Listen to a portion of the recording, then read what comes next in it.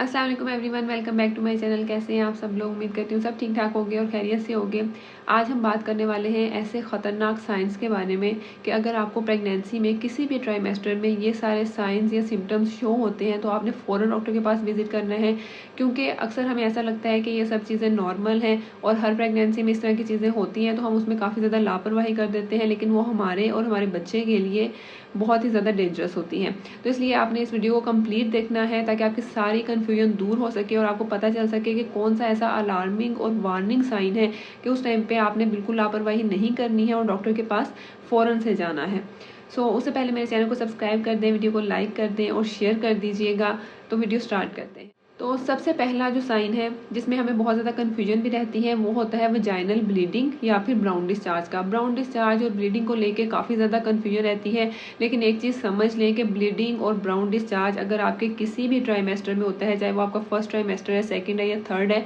तो वो नॉर्मल नहीं होता है। ठीक है, किसी भी तरह की ब्लीडिंग अगर आपके वजाइना से होती है तो वो एबनॉर्मल है, वो एक साइन है कि कुछ ना कुछ इस तरह की गड़बड़ चल रही है जो कि आपके बच्चे के लिए बिल्कुल भी सेफ नहीं है। तो उस टाइम पे आपने फ़ौरन डॉक्टर के पास जाना होता है। ब्राउन डिस्चार्ज जो होता है, अगर आपको बिल्कुल स्टार्टिंग में, मतलब जब आपके भी प्रेगनेंसी टेस्ट पॉजिटिव आता है, बिल्कुल अगर उस टाइम पे होता है, आपको फील हल्का फुल्का सा और उसके बाद वो ख़त्म हो जाता है, तो वो इम्प्लांटेशन ब्लीडिंग होती है जो कि नॉर्मल होती है। लेकिन उसके बाद जब आपकी प्रेगनेंसी कन्फर्म हो जाती है, अल्ट्रासाउंड होने स्टार्ट हो जाते हैं, उसके बाद अगर किसी भी टाइम पे आपको ब्राउन डिस्चार्ज आ रहा है या वाटरी डिस्चार्ज के अंदर जो है वो ब्लीडिंग के स्पॉट्स आ रहे हैं या फिर उसके अंदर ब्राउन सा डिस्चार्ज आपको फील हो रहा है, तो वो बिल्कुल भी नॉर्मल नहीं है। और उस टाइम पे आपने डॉक्टर के पास जाना है ताकि वो अल्ट्रासाउंड करके सब कुछ चेक कर लें कि अंदर सब ठीक चल रहा है, क्योंकि उस टाइम पे डॉक्टर ये चीज़ देखती है और उसके अकॉर्डिंग जो है वो आपकी प्रेगनेंसी को सपोर्ट करने के लिए आपको इंजेक्शन वगैरह देती है, मेडिसिन देती हैं। अगर ये चीज़ टाइमली पता चल जाती है तो बहुत अच्छा होता है, वरना क्या होता है कि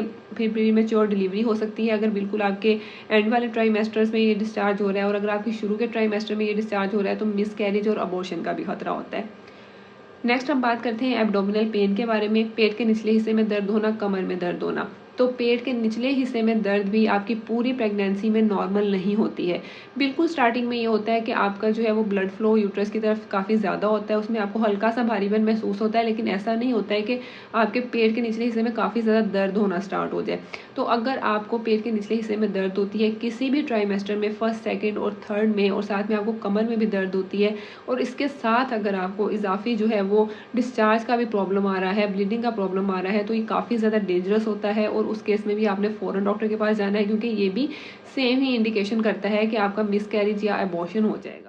थर्ड साइन की बात करें तो वाटरी डिस्चार्ज। अच्छा, अक्सर ऐसा होता है कि वाइट डिस्चार्ज जो है वो काफ़ी ज़्यादा होता है प्रेगनेंसी में, और वाइट डिस्चार्ज क्लियर होता है, लेकिन ऐसा क्या होता है कि हमें ऐसा लग रहा होता है कि सब चीज़ें नॉर्मल चल रही हैं, लेकिन अगर वही वाइट डिस्चार्ज आपका दही की तरह है, उसके अंदर से स्मेल आ रही है, येलो या ग्रीन कलर का हो गया है, तो वो आपका इन्फेक्शन का साइन होता है, वो आपके बच्चे की ग्रोथ के ऊपर इफेक्ट करता है, और अगर ये आपका इन्फेक्शन बढ़ जाता है तो ये भी बच्चे के लिए बहुत ज़्यादा खतरनाक होता है। इसलिए अगर आपको कहीं पे भी लगता है कि आपको इन्फेक्शन का मसला हो गया है, जिसमें आपको इचिंग वगैरह स्टार्ट हो जाती है, स्मेल आती है, दर्द होती है, यूरिन करते वक्त पेन होती है, तो भी आप फ़ौरन डॉक्टर के पास जाएंगी। उसके बाद वाटरी डिस्चार्ज। अच्छा, अब यहाँ पे आपने एक चीज़ क्लियर रखनी है कि वाटरी डिस्चार्ज जो होता है ना वो बिल्कुल पानी की तरह होता है। वाइट डिस्चार्ज तो आपको प्रेगनेंसी में हो रहा है वो नॉर्मल है, लेकिन अगर आपका डिस्चार्ज बिल्कुल पानी की तरह है और काफ़ी ज़्यादा फ्लो में आ रहा है, यानी कि आप डिफ्रेंशिएट नहीं कर पा रही हैं कि ये आपका यूरिन पास हो रहा है या फिर जो है वो आपका डिस्चार्ज हो रहा है, और इतनी ज़्यादा क्वांटिटी में है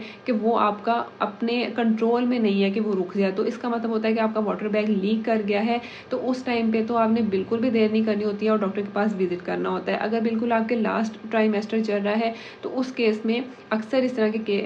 सिचुएशन सामने आ जाती है, तो इसलिए अगर आपको कभी भी ऐसा फील होता है वॉशरूम में जाकर आप चेक करती हैं तो आप फ़ौरन से पहले डॉक्टर के पास जाएंगी। नेक्स्ट जो एक बहुत ही नॉर्मल साइन हमें लगता है वो होता है वॉमिटिंग का, कि जैसे ही प्रेगनेंसी हुई है तो वॉमिटिंग आना बिल्कुल नॉर्मल है, और ऐसा होता भी है, नॉर्मल होती है। लेकिन अगर आपकी वॉमिटिंग बहुत ज़्यादा हो गई है, एक लिमिट जो है वो क्रॉस कर चुकी है कि 12 घंटे हो गए हैं आपको प्रॉपर यूरिन पास नहीं हुआ है और 12 घंटे से आपने कुछ खाया पिया नहीं है, वैसे तो अगर आपकी ऐसी कंडीशन होती है कि वॉमिटिंग हुई जा रही है तो आपको 4-5 घंटे में ही समझ लग जाती है, लेकिन आपने उस चीज़ का वेट नहीं करना कि ऑटोमेटिकली ठीक हो जाएगी, क्योंकि अगर तब आप डॉक्टर के पास जाएंगी तो वो आपको टाइम पे ही ड्रिप्स वगैरह लगा देंगी। उसमें आपकी कंडीशन को देख के 500 ml या 1000 ml की रिंगर लैक्टेट की ड्रिप लगेगी। और साथ में अगर आपकी कंडीशन इस तरह की है तो वो आपको हो सकता है कि ताकत के इंजेक्शन भी दे दें और इसके अलावा ग्रेविनेट का इंजेक्शन भी दे दें, जिससे आपकी वॉमिटिंग वगैरह जो है वो रुक जाए। अब ग्रेविनेट और एक ऑनसेट का इंजेक्शन होता है, वो दोनों में से कोई भी दिया जा सकता है, लेकिन वो डॉक्टर पे डिपेंड करता है और आपकी कंडीशन के ऊपर डिपेंड करता है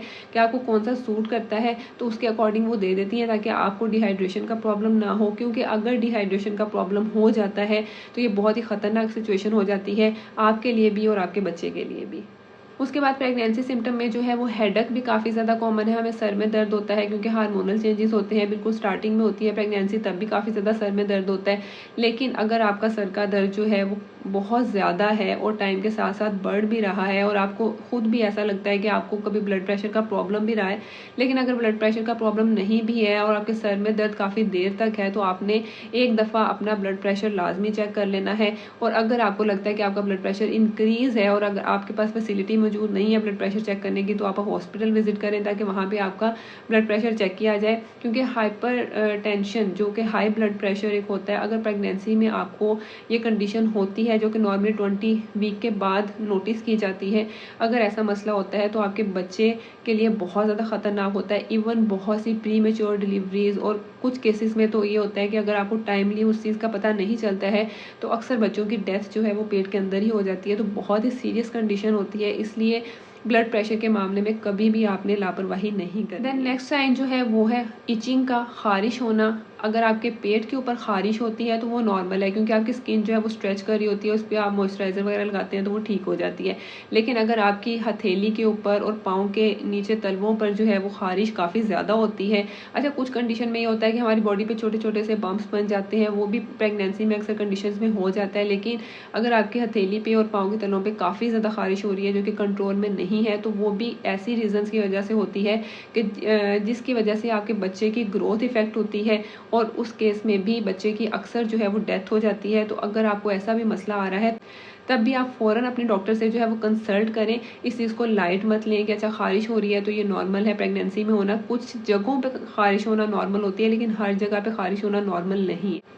इसके अलावा जो है वो तकरीबन 5वें महीने में आपको बच्चे की हरकत महसूस होना शुरू हो जाती है। तो हम हमेशा कहते हैं कि आप अपने बच्चे की हरकत को, मूवमेंट्स को नोट करें। एटलीस्ट अगर आप पूरे दिन में ये भी नोट करते रहना कि कितनी दफ़ा आपका बच्चा हरकत कर रहा है, तो आपको एक आदत सी हो जाती है कि अच्छा इतनी दफ़ा हरकत की है। लेकिन अगर कभी ऐसा हो कि आपको ये फील हो कि एक सडन जो है वो ड्रॉप आया है बच्चे की हरकत में, कि काफ़ी टाइम गुजर चुका है और बच्चे ने हरकत नहीं की है, तो ये जो सडन ड्रॉप होता है या फिर बहुत ही कम हरकत की है, तो उस टाइम पर भी आपने लाजमी डॉक्टर को विजिट करना है ताकि वो अल्ट्रासाउंड करें और ये चीज़ कंफर्म करें कि बच्चे की कंडीशन ठीक है, कोई ऐसा मसला तो नहीं हुआ है जिसकी वजह से उसकी मूवमेंट इफेक्ट हो रही है। नेक्स्ट जो है वो प्रेगनेंसी में सांस लेने का प्रॉब्लम अक्सर औरतों को रहता है, क्योंकि हमारी यूट्रस का साइज़ इतना ज़्यादा बड़ा हो जाता है कि हमें सांस लेने में मसला होता है। लेकिन अगर आपको सांस लेने में इस तरह मसला हो रहा है कि बहुत ही ज़्यादा प्रॉब्लम हो रही है और तेज़ तेज़ जो है वो आपको सांस लेने पड़ रहे हैं, और अगर आप डीप ब्रेथ करते हैं, काफ़ी ज़्यादा खींच के सांस लेते हैं, तो आपको आपकी चेस्ट में पेन होती है, उसके साथ कफ का भी प्रॉब्लम है, तो उस केस में भी आपने डॉक्टर को लाजमी विजिट करना है, क्योंकि वो नॉर्मल साइन नहीं होता। जब इन सारे सिम्टम्स के साथ आपको सांस लेने में मसला आता है तो हो सकता है कि अस्थमा का प्रॉब्लम हो या फिर और भी बहुत सी मेडिकल कंडीशंस होती हैं जो कि प्रेगनेंसी में पॉसिबल हैं। तो इसलिए आप उस टाइम पे डॉक्टर को विजिट करें ताकि वो डिफ्रेंशिएट कर सके कि ये एक नॉर्मल चीज़ है, क्योंकि आपको खुद भी फील हो जाता है कि ये चीज़ नॉर्मल नहीं है, ये थोड़ा सा हटके है। तो उसको लापरवाही में मत जो है वो अपना टाइम वेस्ट किया करें और फ़ौरन से पहले जो है वो अपनी गायनेकोलॉजिस्ट के पास जाएँ या फिर जो है वो उनसे कॉन्टैक्ट करें ताकि वो आपको प्रॉपर गाइड कर सकें। सो ये जितने भी साइंस हैं, अगर आपको कभी भी इस तरह का कोई साइन फील होता है अपनी नॉर्मल रूटीन से ज़रा सा हट के, तो आपने लाजमी अपने गायनेकोलॉजिस्ट के पास विजिट करना है, अपना टाइम वेस्ट नहीं करना, ताकि आपको और आपके बच्चे को जो है वो बिल्कुल टाइम पे सेव किया जा सके। सो आई होप कि इस वीडियो में आपको काफ़ी ज़्यादा क्वेश्चंस क्लियर हो गए होंगे और काफ़ी हेल्प भी होगी। चैनल को सब्सक्राइब किए बगैर नहीं जाना है, वीडियो को लाइक और शेयर भी करना है। अपना बहुत ज़्यादा ख्याल रखें, दुआ में याद रखें। नेक्स्ट वीडियो तक के लिए अल्लाह हाफिज़।